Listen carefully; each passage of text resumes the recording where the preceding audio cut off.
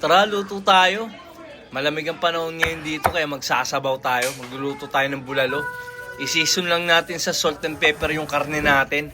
Tapos ipapry natin yan hanggang sa maging golden brown. Yung pagpiprito kasi dito sa karne natin is magbibigay ng pangdagdag lasa sa gagawin natin sabaw. Ipapry lang natin siya ng baliktaran hanggang sa maging golden brown. Tapos mag-a-add na tayo dyan ng 3 basong tubig. Isusunod na rin natin dyan yung sibuyas natin na pampa-aromatics. Titimpla na natin siya dito ng asin.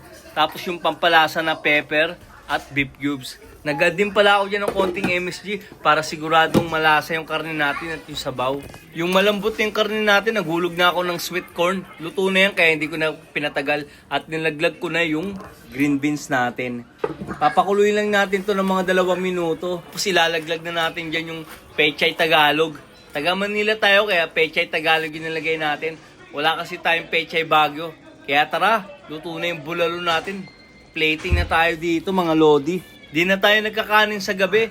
Kaya papapakay na lang natin to. Siyempre hindi yung kompleto kung walang sausawan na toyo.